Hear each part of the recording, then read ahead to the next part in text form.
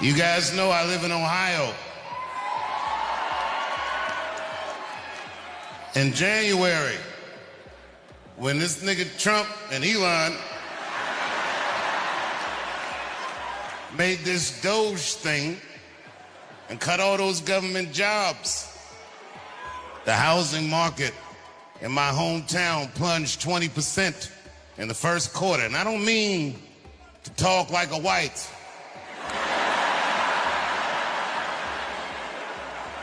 But boy, they did that, didn't they? And then when this nigga deployed the National Guard in my hometown and took the police department from the mayor, oh, DC niggas, we don't like that. But then my governor in Ohio sent our National Guard to police my hometown. And I called these niggas and said, I'm pulling up.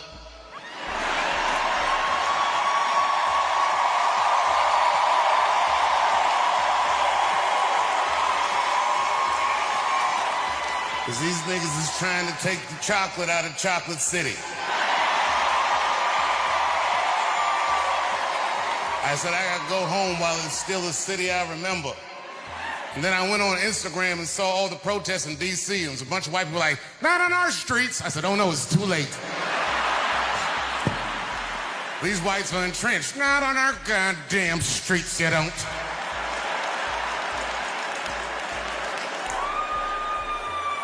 This nigga Trump was talking like he goes out to dinner. It's not like that. Yep. And I gotta tell you the truth. This is not the only city this is happening in. It's happening in California. It's happening in Oregon. It's happening in Illinois. And it's happening in Memphis. And the niggas in Memphis, they might need it.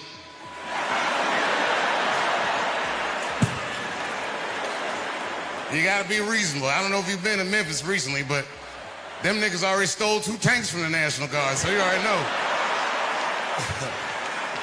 You already know, you know. And I came here mad, ready to fight, but when I drove through the city, it looked clean, guys. I gotta tell you, it looked clean.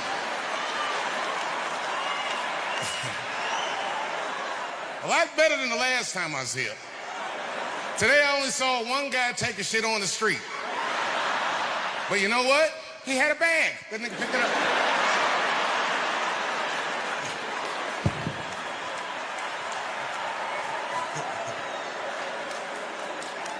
I was waiting for somebody to do something about the homeless. You know what's fucked up about D.C.? We the nation's capital, and nobody even gives a fuck about the homeless. I'm gonna tell you the truth.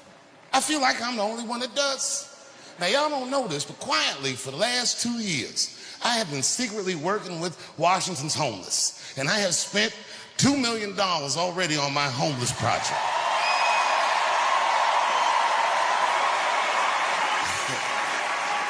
No, don't clap for me. I didn't give them food or anything like that. I just taught these niggas to Thriller dance. And you got a big treat coming up on Halloween, you'll see.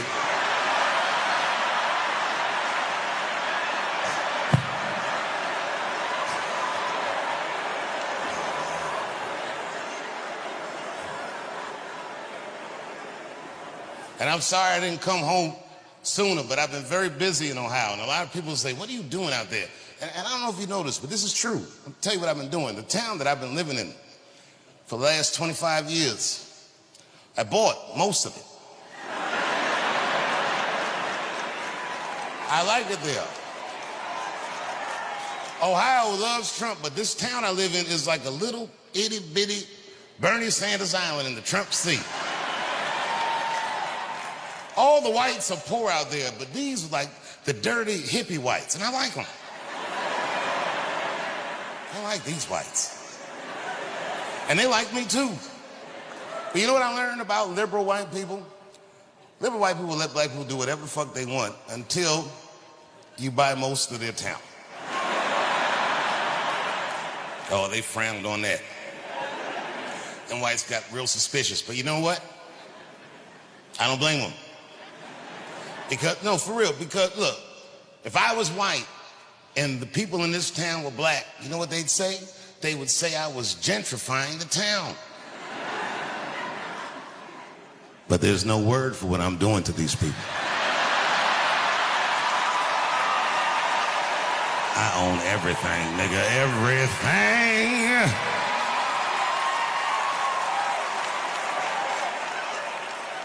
I used to be mad at white people when I was young because I thought they were unfair. But now that I have all this property, I understand them. It's fun. Feels good to walk up to white people like, are you supposed to be here? Calling the police. It's fun.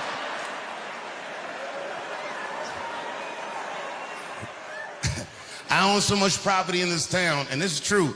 These white people think I'm responsible for their well-being. That's ridiculous, nigga. I'm not no public servant. I'm a capitalist. I be walking down the street minding my own business, and they come up to me with their concerns. Dave, congratulations on buying the whole goddamn town. But you need to start thinking about some affordable housing around here. And I'll be like, well, actually, champ, I can afford my house. That sounds like some shit you need to worry about. Because if I think about it, I can afford your house too.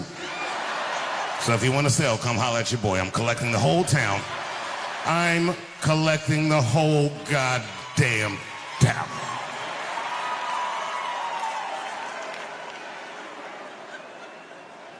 You know, I don't know where these poor whites got the money. But not long ago, these motherfuckers built a brand new fire station out of the blue. Where the fuck they get this money from? I was like, what the fuck is this?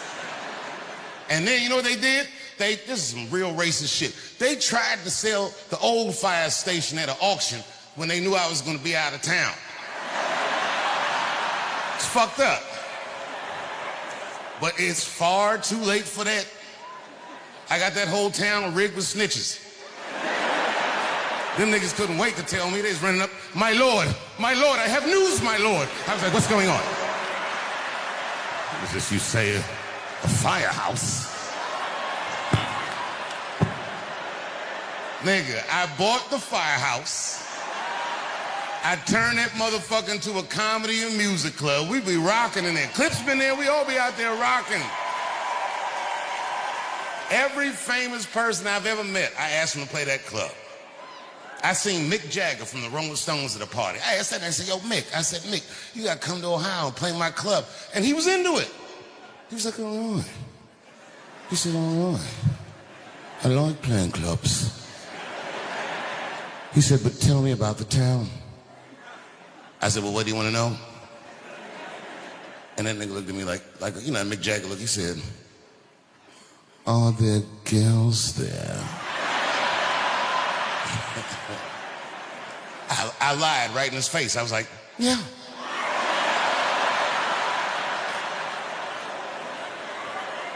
He knew something was wrong. He's like, no. Come on, Dave, you know, like the kind of girls that I like. I said, Mick, I don't know what kind of girls you like. Nigga said, you know, you've heard my music. Are there white bitches with dirty feet?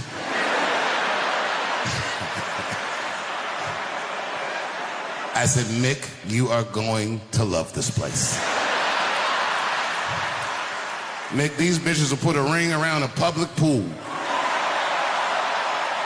Dirty hippie pussy, that's what I'm dealing with.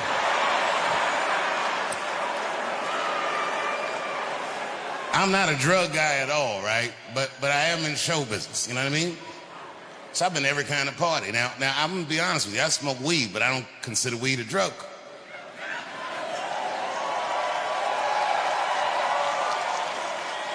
But you know how show business is. I've been to cocaine parties, I've been to weed parties, I've been to all the parties, and I'm just telling you the truth, what I've seen. Coke bitches are way prettier than weed bitches are. I be looking at weed bitches like, damn, bitches, you sleep in those clothes? The fuck's going on with you? No energy in their face. They don't wear their bra all the time so the titties be sagging. Get your dick out of my face, man. That's how white girl sounds. Not gonna suck your cock, man. The mouth is dry as a bone. You ever get some weed head? Feels gross, doesn't it? Feels like a cat sucking your dick. Like, what kind of... How do you not have any moisture in your mouth? Bitch, go wet your whistle and try again, would you? Drink some water. Yuck. Yuck. Fuck, I need an alibi.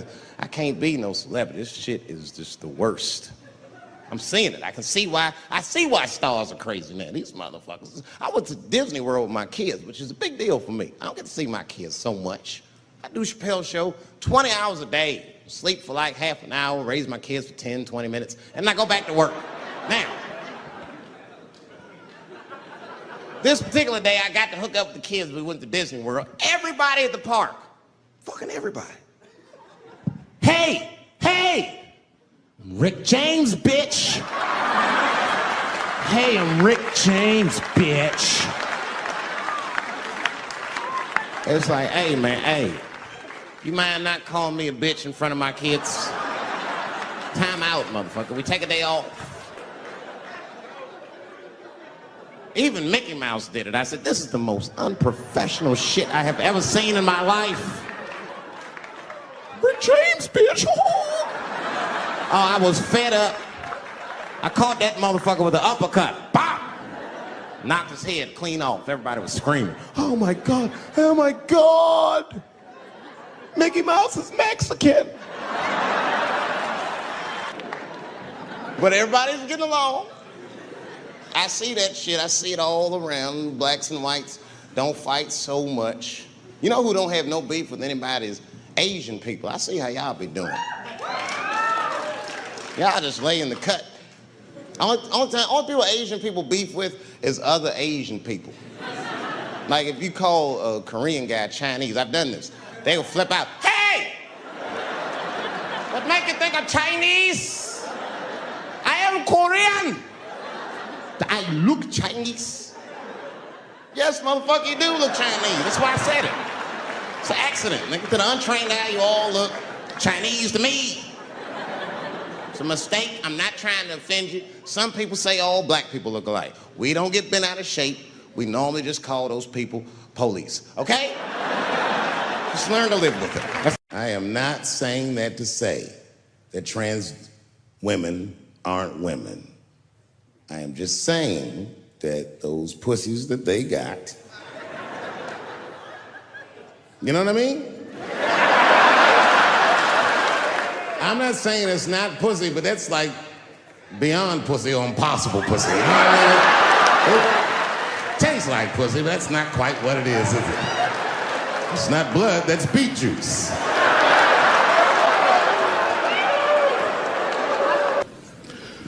I started doing stand-up comedy when I was 14. I'll never forget the first time I was on stage. The guy that introduced me was a guy named J.T. Newton. I'm 47. I can close my eyes and remember the introduction like it was yesterday. It went like this. Ladies and gentlemen, this next young man coming to the stage is starting his comedy career tonight. Who knows? We may be witnessing the birth of a star. Please welcome Dave Chappelle.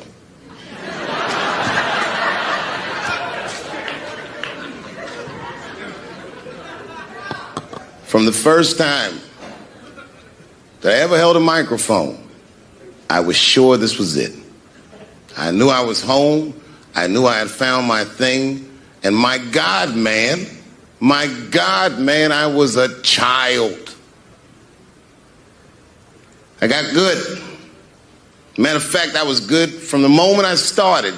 And I'm not saying this to be a braggart. I'm telling you the truth. These old niggas was in awe of me. How is this little boy so poised? They used to say. I was. I mean, you know, I got better, but it started out good. About a year into it, when I was 15 years old, I had written a joke during the AIDS epidemic about having a Goodyear condom. Something I don't even remember the joke. Something about an industrial strength condom by Goodyear. I just remember all the comedians really liked that joke. And there was an older comedian. And he came to me one night after the show, after he saw the joke, and he said, listen, I got an audition at another comedy club, and I was wondering, do you mind if I do that joke? I just want to borrow it. Now, I'm a kid. I don't know any better. I'm like, borrow it? Well, I guess, sure, if it'll help your career. I let him do the joke. And then weeks later, I was waiting to go on in a comedy club, and he went on before me, and he did the joke. And after the show, I pulled him aside and I said, hey, man, I don't mind you borrowing my jokes, but you got to give them back. He said, oh, I forgot to ask you. He goes, let me buy that joke from you for $50. And I said, man, I'd do it, but I'm just starting out. I need all the material I can get. The idea being that the more material I can accumulate, the faster I'll be able to make money for my work. I said, I can't do it. I want my joke back. I'll never forget this. Remember, I was a 15-year-old child. This guy was a grown-ass man. He stood up over me so I could see how big he was. And he said to me, really? I can just take it. And he did. I got scared because I was a child. But I never forgot that. I never forgot that. I was 15 years old. I'm 47 now. I think about this guy all the time. When I look at my own kids and I see how young and innocent they are, I can't believe someone did that to me. And I don't think about it every day because that was the worst thing that happened to me. I think about it every day because that was the first time that someone ever did that to me. But in my career, it has happened many, many times since, where someone would intimidate me or scare me and take something that I believe was mine. I'll tell you another story.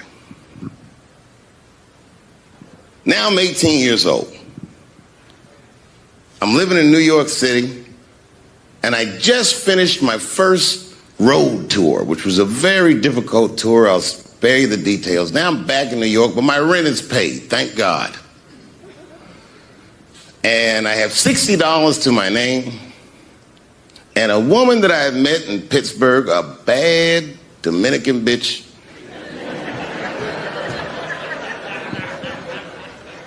was coming to New York. She was going to spend the weekend with me.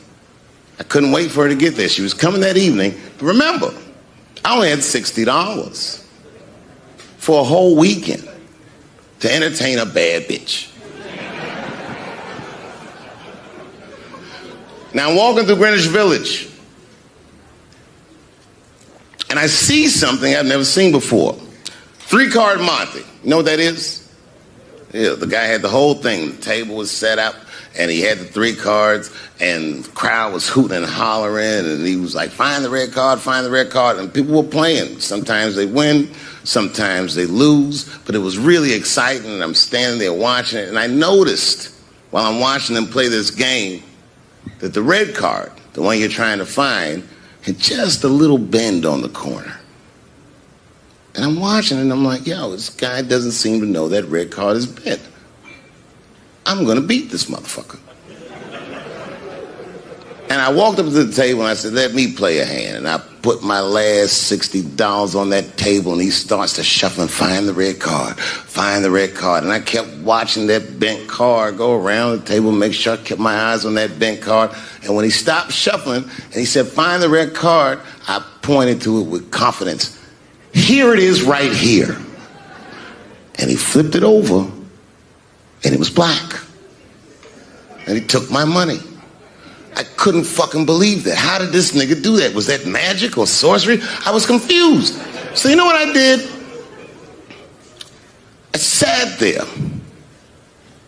and I watched him for a real long time play the game. And I realized that all those people who was doing all that hooting and hollering and betting, my God, they were his friends. They were in on the whole thing. I felt so wronged. I felt so stupid.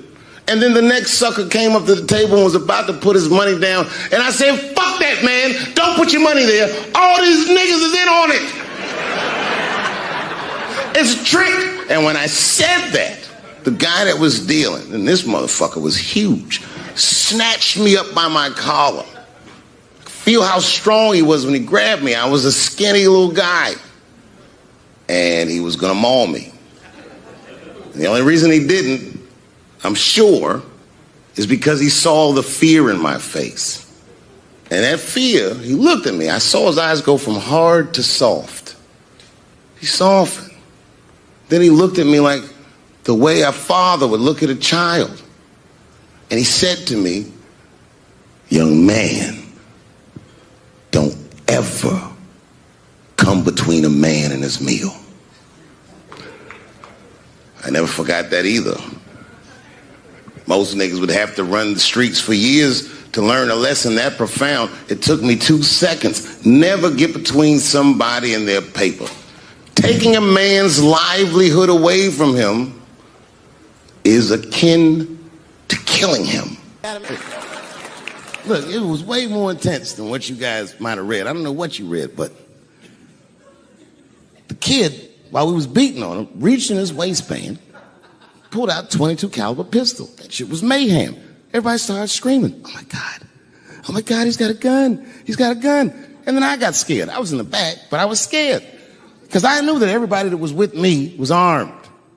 Yes, if they had shot and killed this kid on stage at the Hollywood Bowl, like I pay you to do, Travis,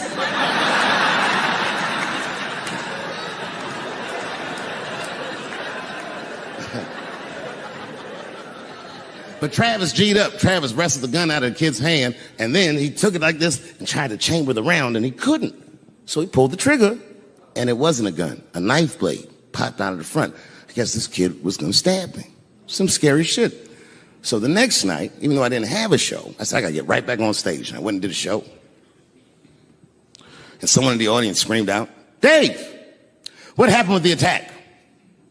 And I didn't know there was journalists in the room. All I said was that this nigga had a knife that identified as a gun. I got 6 more weeks of bad press for that joke. I didn't even do nothing to this nigga. That's not right. That was not right. And then the New York Post went to the jail and interviewed my attacker like he was some kind of hero. And I read that interview. It turns out the entire attack was my fault. Yes, I triggered him. I didn't mean to. I had done jokes about the homeless. And it turns out this young man was homeless. And I mean, there's no way I could have known this. But I will say, for a homeless guy, this nigga had incredible seats.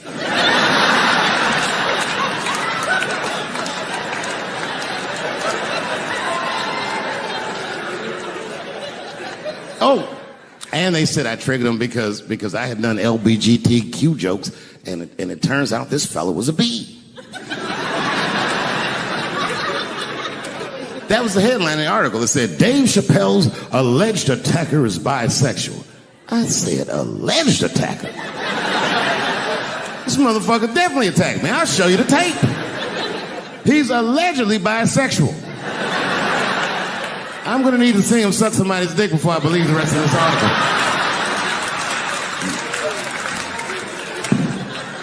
I read that shit in the paper. I was horrified. I was like, oh, bisexual? I could have been.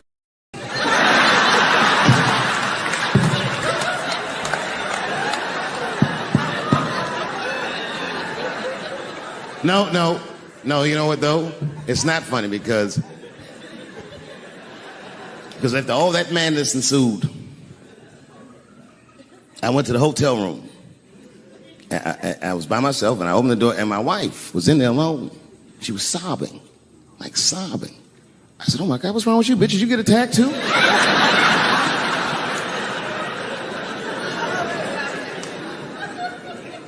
And she's crying. She said, oh, my God, David. She said, if you had died tonight, me and the kids would have nothing.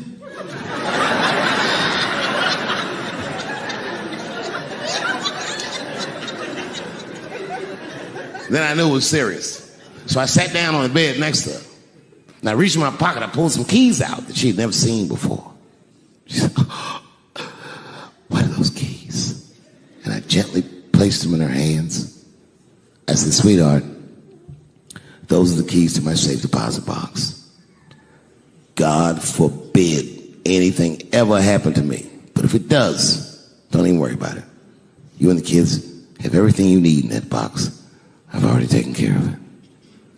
And she was looking at them keys, and I could see her mind realize what we were actually talking about. And then she just started crying harder. And to be honest with you, that made me cry a little bit too. And we hugged each other real tight.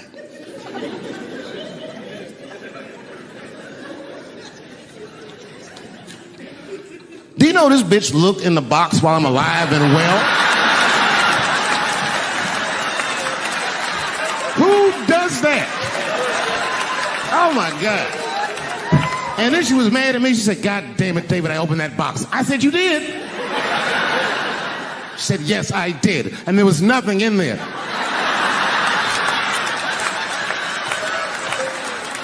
I said, nothing? Oh. She said, nothing except your stupid joke book. I said, whoosh. I said, well, sweetie, look. If you tell those jokes exactly how they're written, you and the kids should be fine. They're really good jokes.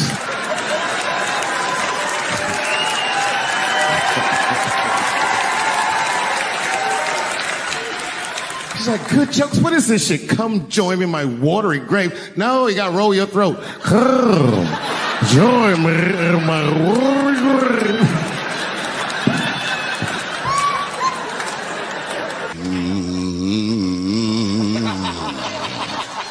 You know, that's just my grandmother used to sing that when she cleaning up. That's a Negro spiritual. Black work song.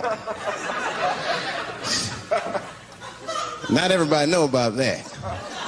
I know. See, white people, you guys might whistle when you work. You dig? But that's how you can tell what kind of work we're actually doing.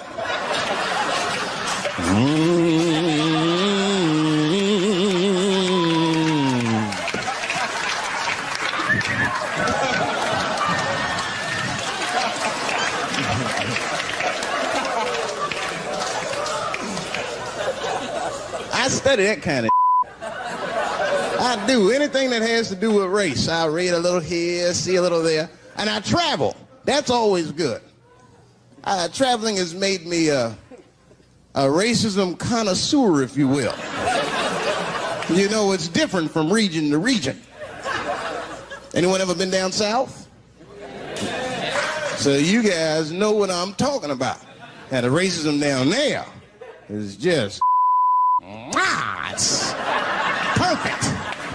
It's due to a perfection. It's comfortable, it's out in the open. There are no secrets in Mississippi. Everybody knows the deal. Morning, nigger. Morning, sir.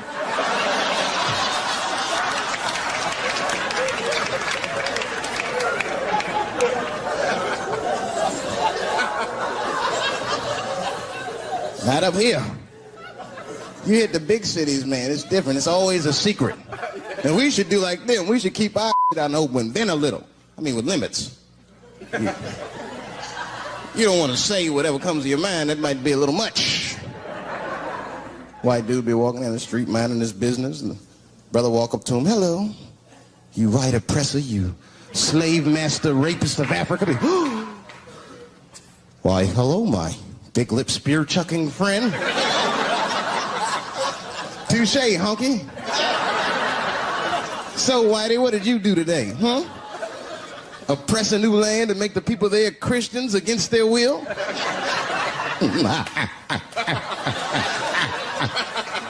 What did you do, fellow? Burn those big black lips on a crack pipe as you missed your job interview? Easy, Whitey, you're cutting deep. All this chit-chat has got me thirsty. If you will excuse me for a moment, I'm gonna go to the Korean store and get something to drink. Chilling. Hello. You slanted-eyed, ruining the economy in our neighborhood by opening stores and taking the money out the community. Chink. Wow.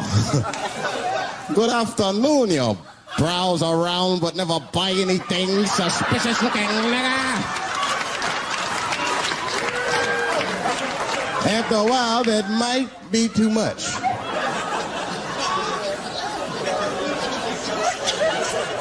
You can't help it. If you're an American, you're a racist. We brought up from the beginning to think in generalizations. We never look at the individual. We rarely look at the individual. I'm a racist. I know I'm a racist. You know how I know? The other day I caught myself being racist against myself. There's so much going on, I got mixed up. Forgot whose team I was on.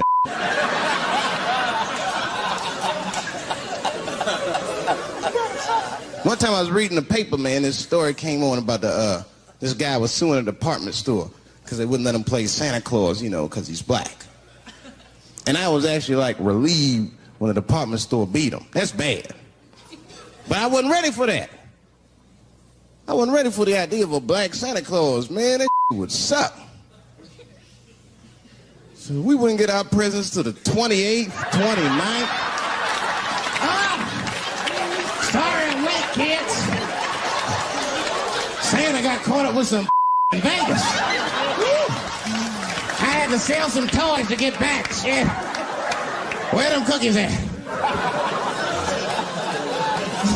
I heard that when Martin Luther King stood on the steps of the Lincoln Memorial and said he had a dream, he was speaking into a PA system that Bill Cosby paid for. Do you understand what I'm saying? The point is this. He rapes, but he saves. And he saves more than he rapes, but he probably does rape. Thank you very much. Good night. I know it's fucked up, but I tell you the truth. You know, everything's funny. Everything's funny till it happens to you.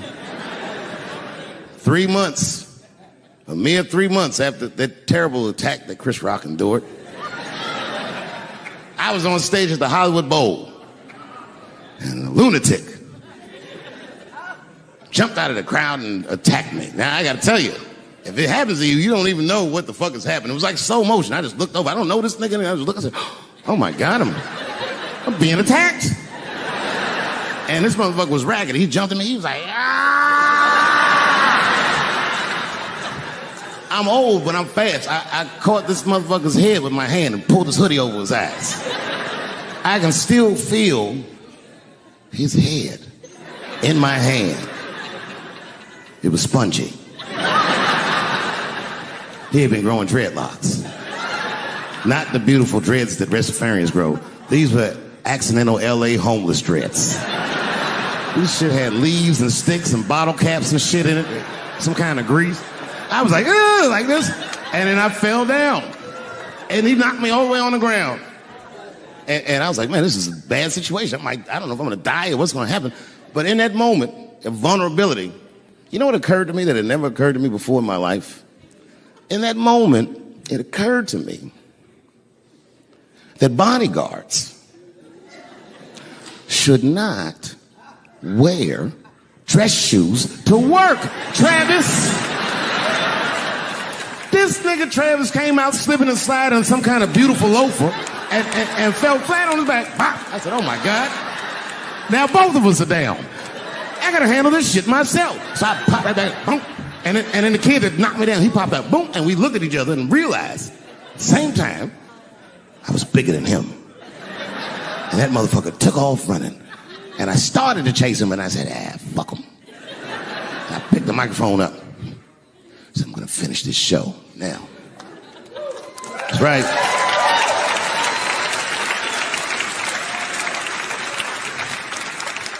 For 3 months before that, I'd been making fun of Chris Rock.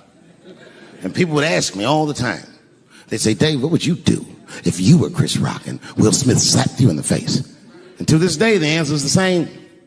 Well, I don't know what I would have done. I've never been in a situation that extreme. But I do know now what Will Smith would not have done. And that is enjoy the rest of his evening. Man, listen. We gave that kid a good while. We was whooping his ass. Not we. I mean, I was on stage trying to think of a joke to tell, but they was beating this nigga up right behind me. Everybody could see it. Everybody could see it. And I'm sitting up there trying to think of what to say. And I'm tongue-tied. Me, of all people, can't think of anything to say. Look at my karma. Just that moment. Of all the people in the world, Chris Rock walks from backstage, walks up to me in front of 20,000 people, grabs the mic out of my hands and looks at the crowd and goes, "Was that Will Smith?" Man, motherfuckers fell out of their chairs laughing. I was standing there looking stupid. I was fucking furious because I'm thinking in my mind, nigga, this is my attack. You got attacked 3 months ago. Now you have jokes. So I snatched the mic back from Chris and tried to get one off, but my shit did not go good at all. I didn't know what to say. I was just like, it was a trans man. And the crowd was like, boo. It's LA, we like trans people, boo. I know, I felt so bad. I felt so bad. But I know why I did it. You'd have to be there to understand, but man, when that guy tackled me, it was like it's like a movie or something. You got to picture this. Picture a famous person you like. Every famous person you could imagine was at that show. It was like the biggest night that Hollywood had ever seen. And when that guy tackled me, he cleared the bleachers.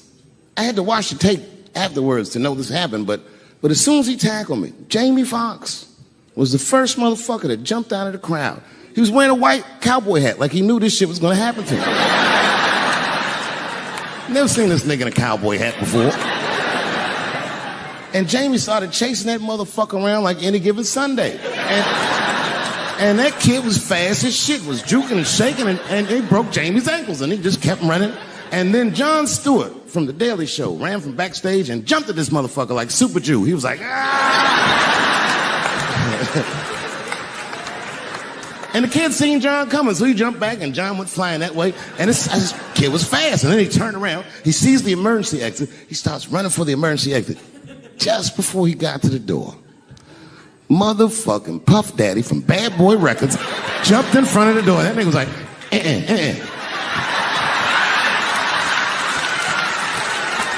Boy, Puffy got that motherfucker. And then every celebrity just ran out because every celebrity saw themselves in me, and they just started beating the fuck out of that kid. And I know Chris was backstage looking like, nobody helped me.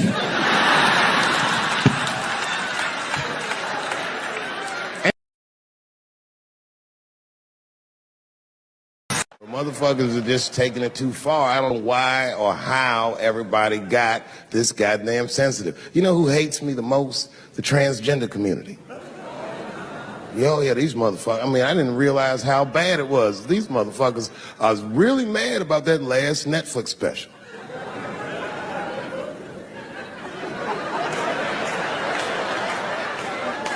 It's tough, man. I don't know what to do about it because I like them.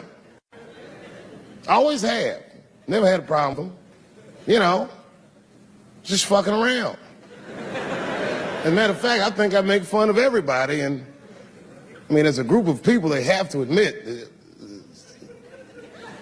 it's kind of fucking hilarious, man. I'm sorry, bro. It's like, I've never seen somebody in such a hilarious predicament not have a sense of humor about it. They're born feeling like there's something other than they're born as, and that's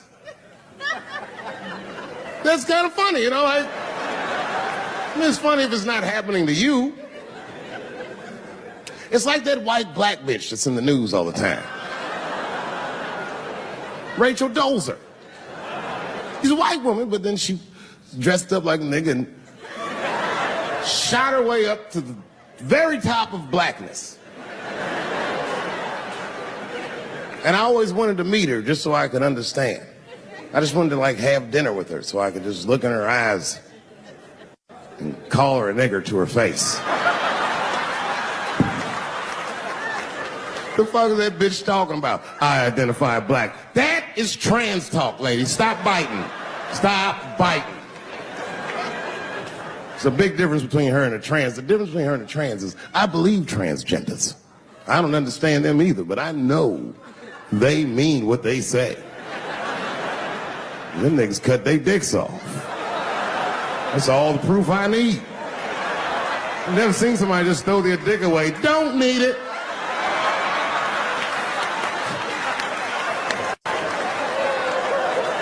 I don't understand, but I believe you and I support your decision, motherfucker. But how far is Rachel willing to go?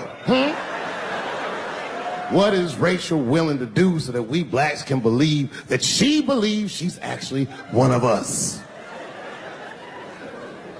Bitch, are you willing to put a lien on your house? Invest in a mixtape that probably won't work out?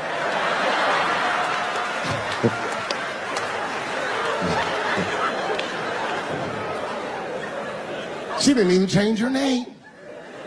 Didn't even change her name. Her name is Rachel. I can't believe in that name. If you want my support, you're gonna have to change your name to the blackest shit I've ever heard. Bitch, you're gonna have to change your name to Draymond Green. I don't know a blacker name than that.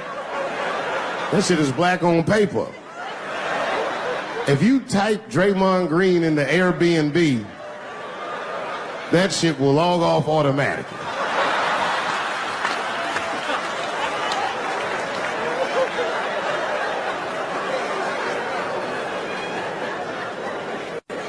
When people get mad, bro. People get mad about everything I say. I was doing a show. I was in Portland, Oregon. And I was checked in a hotel under the name Charles Edward Cheese.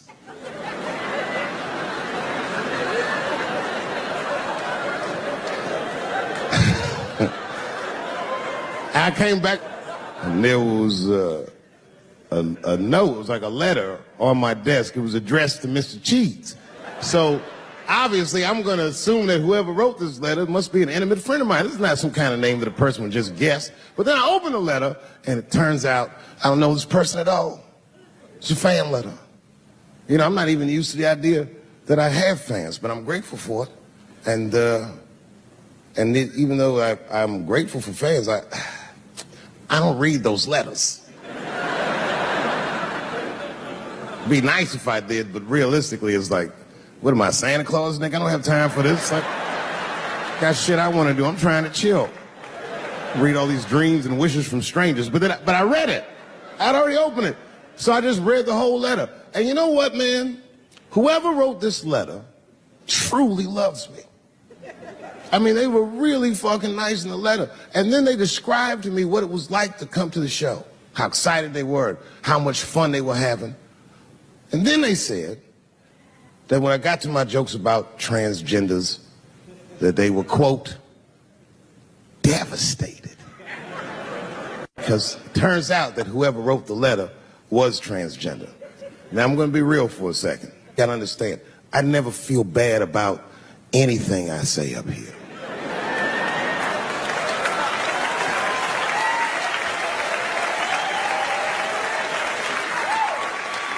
And I would never admit this to you if I hadn't locked your phones up.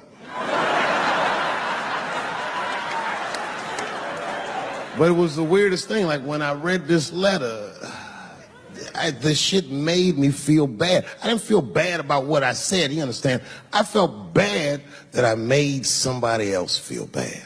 To be honest, I don't even know what I said that upset that person. I have so many transgender jokes.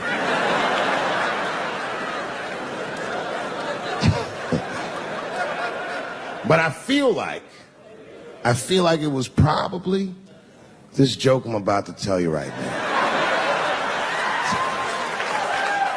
And it's not even that bad of a joke. It's a true joke. I mean, it's not true, but I had read in the paper that Caitlyn Jenner was contemplating posing nude in an upcoming issue of Sports Illustrated. And I know it's not politically correct to say these things, so I just figured, fuck it, I'll say it for everybody else. Yuck. Oh, sometimes I just want to read some stats. I don't know why you're gonna cram some man pussy in the middle of the sports page like this. I just didn't think that was the place for it. But I wasn't saying anything like Caitlyn Jenner's a bad person. I'm not mad at her for doing it. Not even mad at Sports Illustrated. If I'm mad at somebody, I'm probably just mad at myself. You understand? Because deep down, I know that I am not strong enough to not look at those pictures.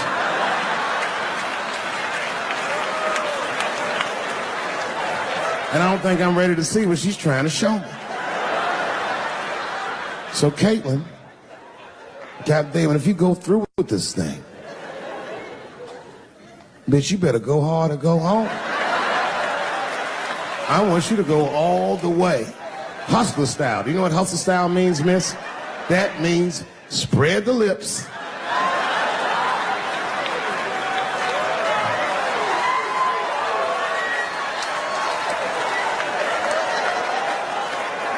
I hope she spreads her lips and there's an itty bitty dick inside. Ah! The show is behind the curtains.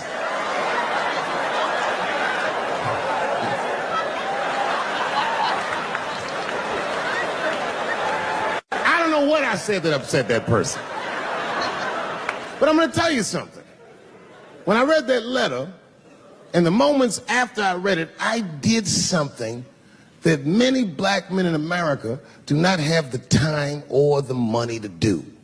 I thought about how I felt.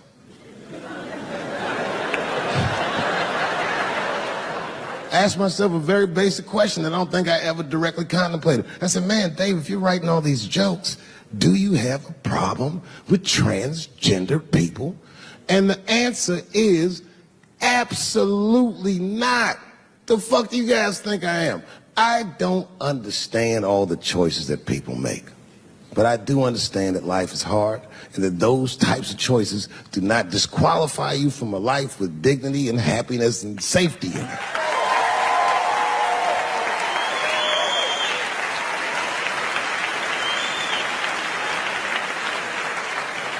But if I'm honest,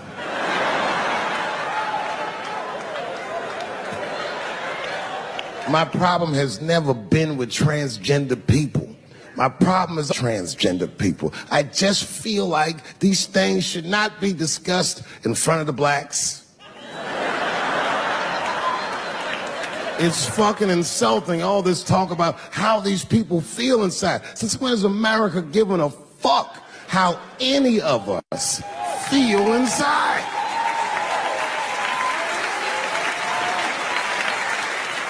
And I cannot shake this awful suspicion that the only reason everybody is talking about transgenders is because white men want to do it. That's right.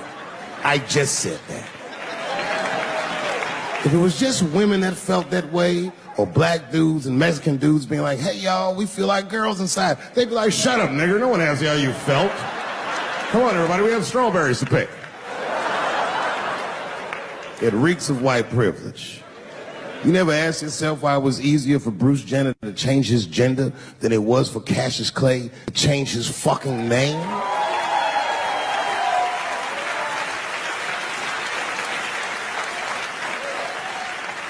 And if I were to be brutally honest, the only reason I ever been mad at the transgender community is because I was at these niggas for 6 songs straight.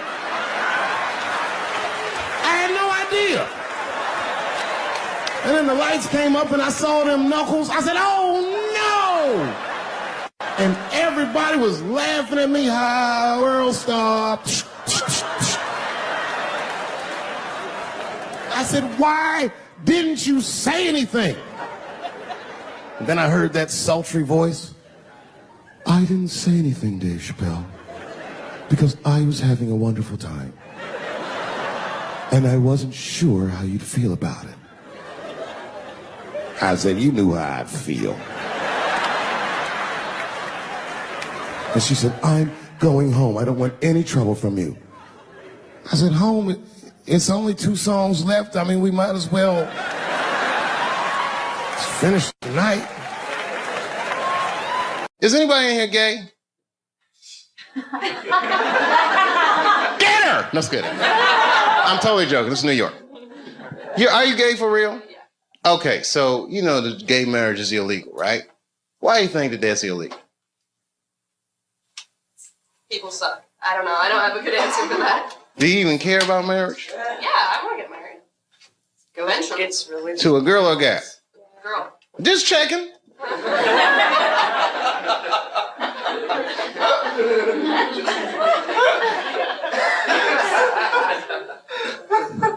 Why do you think it's illegal? People are scared of change. Do you think so? Morality. Who said morality? Do you think so? I don't.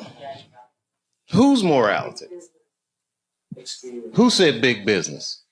She knows what's going on. Huh? Hmm? Yeah? Even gays can get married. They're going to wake up to the reality of problems of marriage just like everybody else. And that's all good and well. You see, here's the thing. No matter what your morality is, it's still a secular society. So even if gay marriage is against my own personal beliefs, I can't necessarily believe a government that would say we don't want to do that for moral purposes. Not while you fucking bombing Iraq like that, or sending motherfuckers to Afghanistan like that. I mean, you can't be hitting me with all this dubious ass morality. They say morality because that's what their constituents need to hear. And because they think that's what their constituents want to hear. But honestly, Bill Clinton said 90% of the shit that people talk about has nothing to do with what the actual job of the president is about. You think the president be sitting around, what time is it, 10 o'clock? Oh, we got that gay meeting. Hey, guys, what are we going to do about that? I mean, they don't give a fuck about it. No, who actually is going to give a fuck? Big business. And I have a whole belief system out that you just don't want to know about.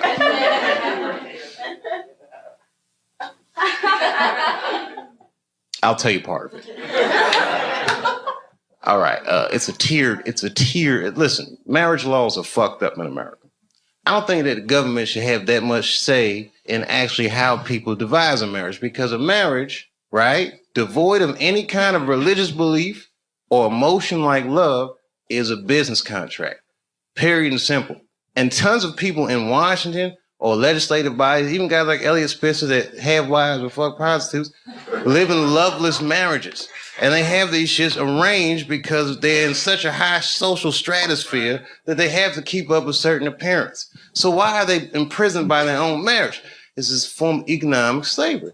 And if you look at the way this shit happens, corporations were made legal in the United States by the 14th Amendment, right? Or 15th Amendment, which freed the slaves. And then under those rights, people said, we want the same rights as those motherfuckers as collective individuals, right?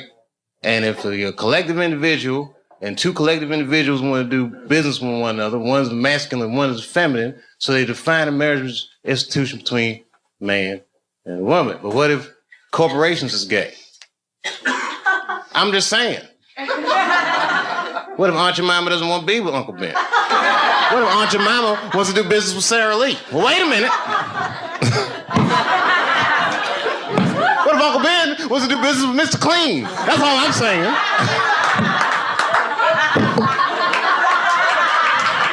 Guys, wait a minute. That's a little gay.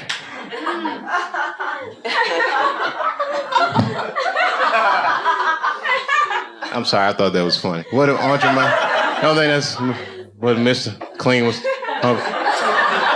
Uncle Ben want to do. Maybe I should have picked different companies. I put myself in a bad position. I'm just joking around. You're like, we don't want to hear this shit. It's just a conspiracy theory. I believe in aliens too, bitch. How about that? They're coming.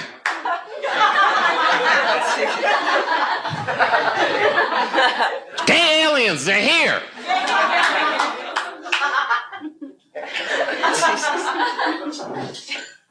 All that shit, fake.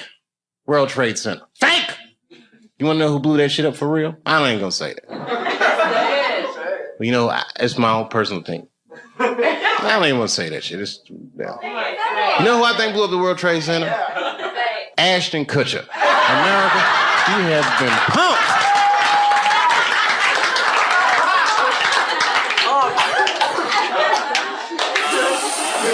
Fake.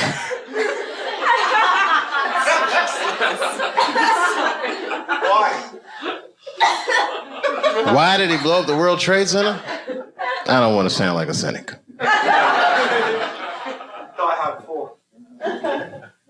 Shit was crazy. I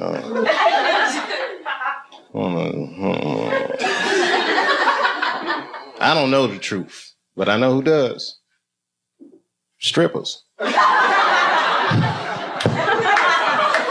They know everything. Does anyone have a cigarette?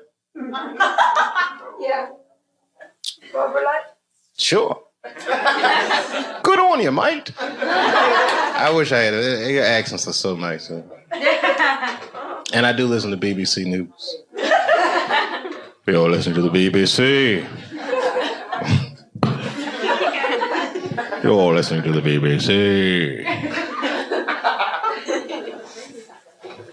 That's what they say all the time. GMT. Oh, every time you say what time it is, it goes GMT. What does that mean?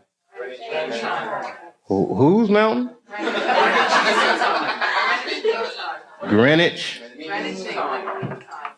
Oh. It's the center. Oh, okay.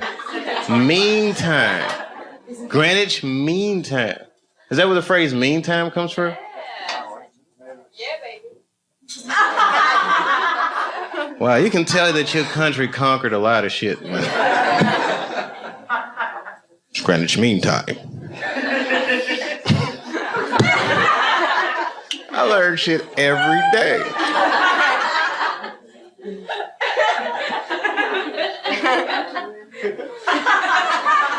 It's Greenwich Mean Time. Have you ever heard that before? Yeah, bro, you ever heard that before? Yeah, I've heard it. Oh, you're from Ireland, though. Like, hang on down the middle of London, very much. Greenwich Mean Time? What's so mean about it? It's a time. Oh, okay. Like it's 0 degrees. Okay. You ever seen a guy's mind stretch? I might buy for it. Like in the 24 hours, like 0, like, you know. Oh, I don't do that 24-hour clock shit. I hate that shit. It's 1500 o'clock. 1500. You got nuclear, right? Like to make life easy. Got blocks. No, I don't like that shit. That's when it's good to have them strippers around. Strippers are like the Google of the streets.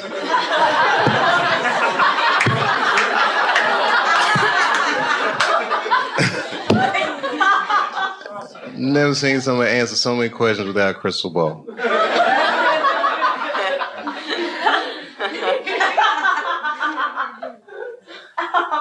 It's true, it's amazing. Skill sets. Girls be here, I'm an accountant, I'm a dog trainer, every goddamn thing. It's amazing.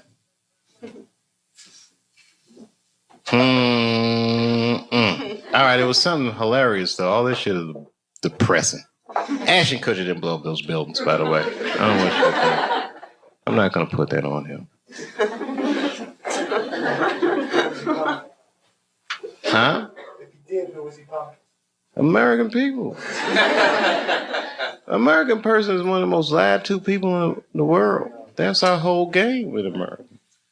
Because freedom is not a privilege, my friend.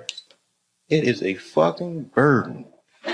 Because a free person has to make choices all the time. And you can't make a good choice unless you have the information. And in America, it's not like China. You know in China when they had the earthquakes, you know what the headline was in the newspaper? What earthquake? They don't tell those people shit.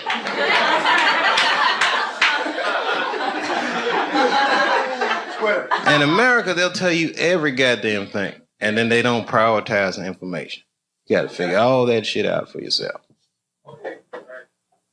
That's right. The war will be breaking out, and you'll be like, did Michael Jackson fuck them kids?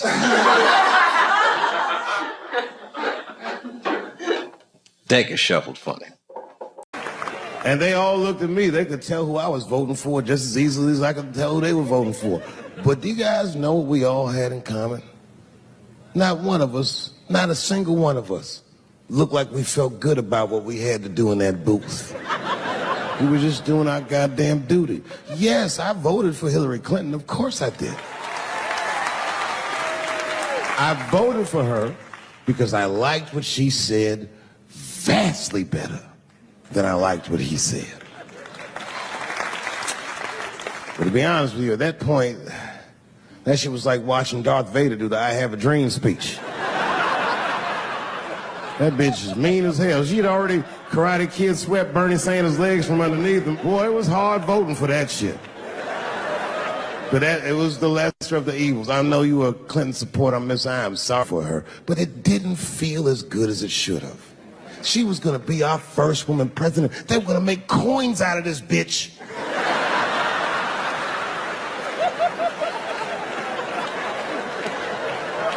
And somehow she just missed the dunk. Of course she should have beat him. Of course she should have beat him. You know what voting for her felt like? It was bittersweet. It felt like I was lucky enough to eat Halle Berry's pussy. And whilst I was doing so, she fucking farted in my face, man.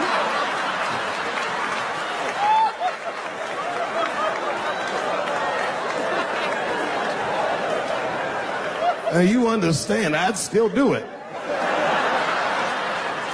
But boy, I wish she didn't fart in this great nation's face.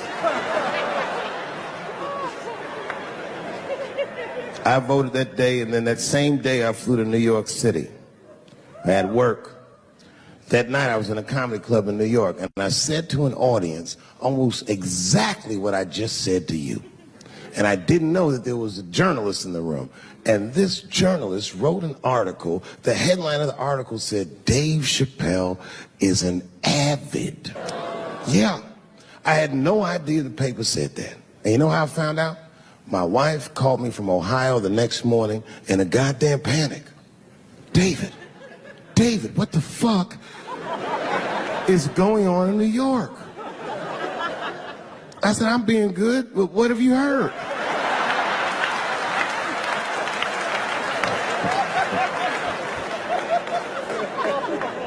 And my wife said, the paper is saying that you're a Donald Trump supporter. I was like, whew.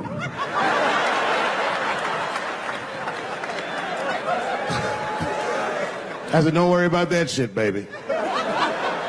Nobody in their right mind would believe that. And she said, no, David, people believe it. And then she started reading the comments to me.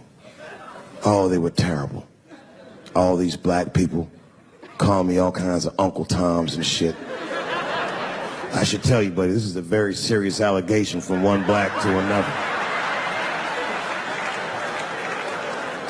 I was incensed. Uncle Tom? How am I Uncle Tom, nigga? You the one that reads the Observer? Anyway, all this shit goes down around, and now Trump is the president, and I'm hosting Saturday Night Live.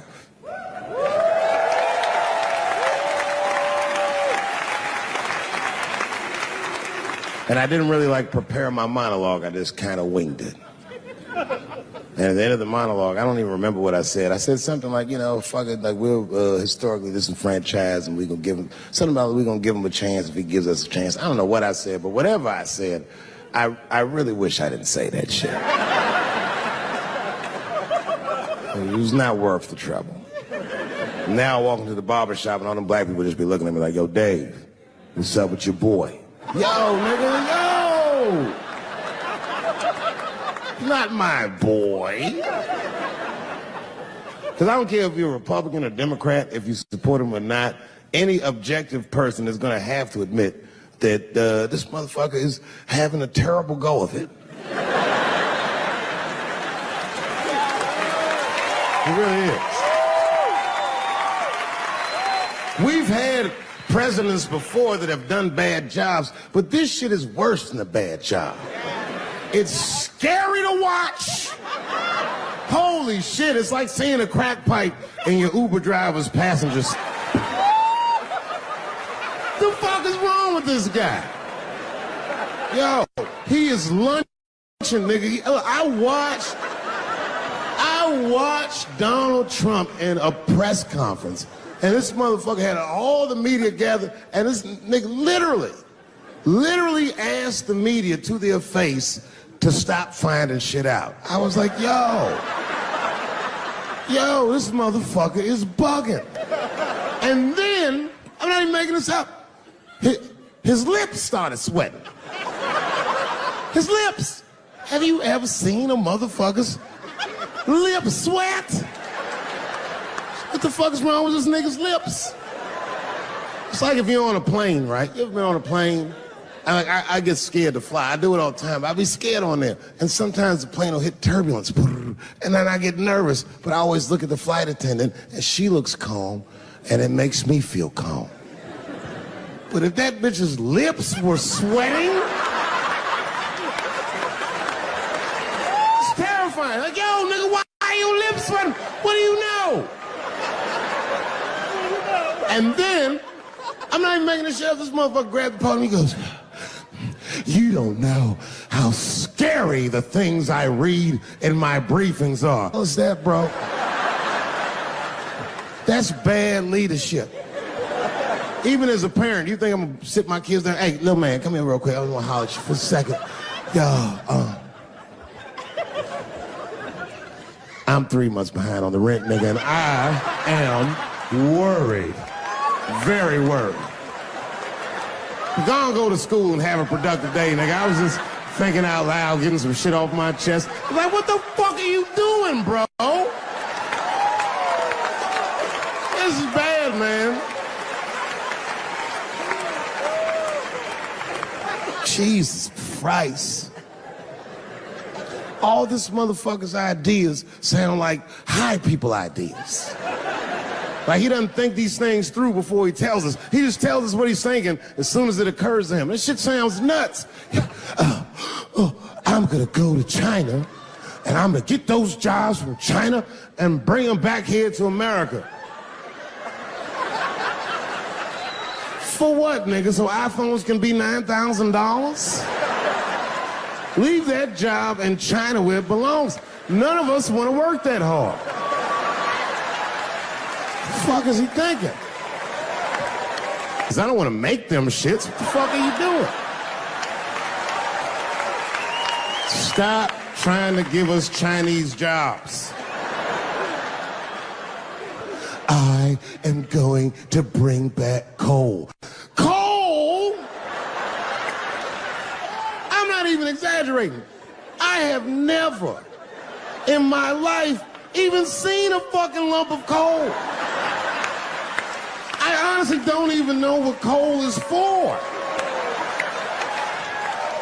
If you're gonna have motherfuckers digging around in the dirt looking for shit, find me some truffles, nigga. That's what I'm about. And these truffle prices are getting out of control. If it gets any worse, I'm gonna be back down to regular butter like everybody else. Terrible, terrible job. This motherfucker hit North Korea with rap battle threats. Fire and fury, like, yo! Yo, what are you doing?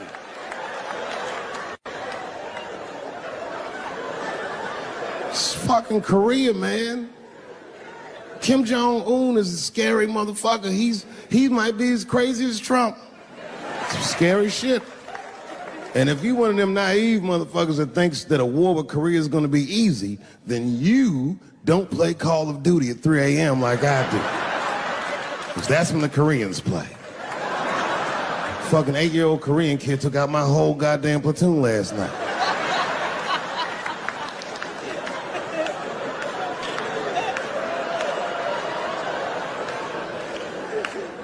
I've never seen somebody in an office so high with the most just basic fucking solutions. Like, you know, We should not let any more Muslims in the country till we can figure out what's going on. Did he just say, figure out what's going on?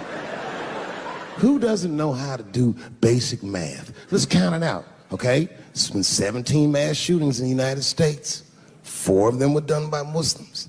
None of those 4 Muslims were from any of the 7 countries in your stupid-ass original band.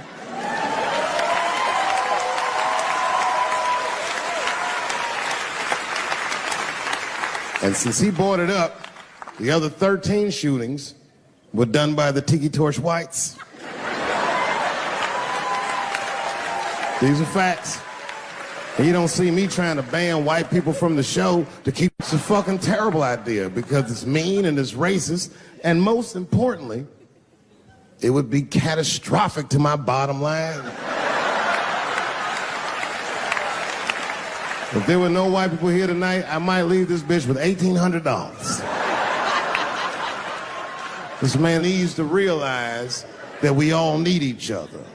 And that's why we will never, ever be able to beat China. Because everybody in America is racist, and everybody in China is Chinese.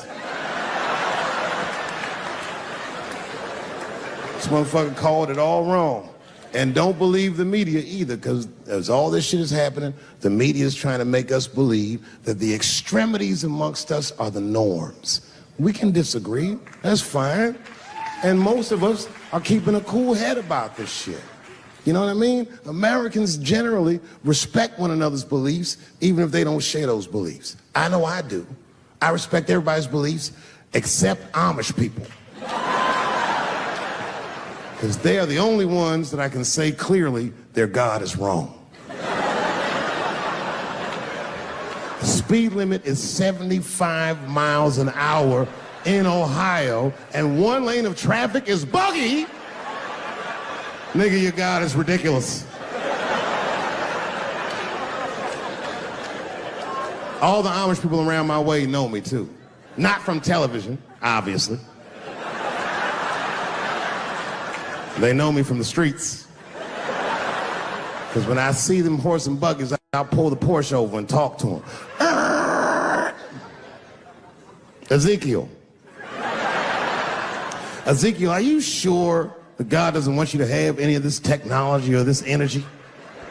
Huh? Huh? I can't hear you, nigga. Let me turn this air conditioner off. What did you say? And them niggas be like, get away from me, ye.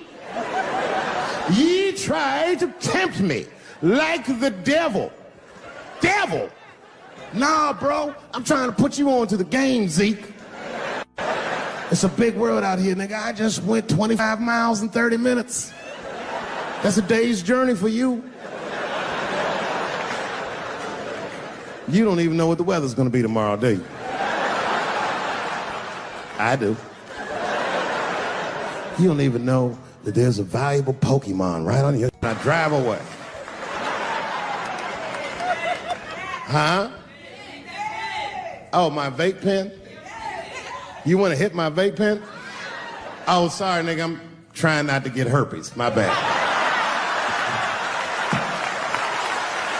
I've been playing cat and mouse with herpes for 30 years now, buddy. Every night I go to the club, I'll be like, not tonight, herpes. No disrespect. I'm not saying you have herpes. I'm just saying 1 out of 5 people do. So let's just all be careful around this motherfucker and make sure that we leave with the lips we came with.